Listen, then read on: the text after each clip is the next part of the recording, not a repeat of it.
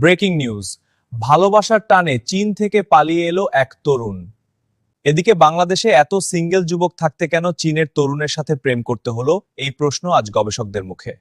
চলুন বিস্তারিত দেখে আসি। 我住下去，中国可以我工作，但是这边我语言不通，工作不了。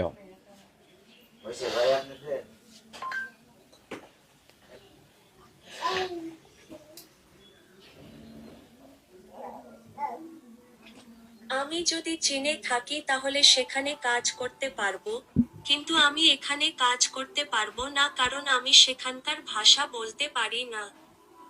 অ্যাপসটা ছিল, আমি টিকটকে দেখছিলাম যে অনেক মেয়েরা চাইনিজ ছেলের সাথে কথা বলে। পরে আমি ওটা ডাউনলোড দিছিলাম। ডাউনলোড দেওয়ার পরে হঠাৎ করে একদিন আমার মেসেজ দিছে। পরে আমি ওইটা আবার রিপ্লাই দিই নাই। 4-5 দিন পরে রিপ্লাই দিতে যাই, দেখি যে চাইনিজ ছবি কি আর। তো ওই হিসাবে আমি কয়েকদিন কথা বলছি। পরে আবার ও বলছে যে আমাকে পছন্দ করে, লাইক করে, বিয়ে করতে চায়। পরে আমি বলছি আমাকে বিয়ে করতে হলে বাংলাদেশে আসতে হবে। পরে ও বলছে যাচ্ছে যাম, কিন্তু আমি বিশ্বাস করিনি। তাই কি আর অত দূর থেকে এখানে আসা যায়? এরা মনে করেন যে সম্পর্ক যে করছে বুঝছেন, আমি প্রথমবার মেনে নেই নাই যে আমার একটাই মেয়ে, আমি অত দূরে দিব না।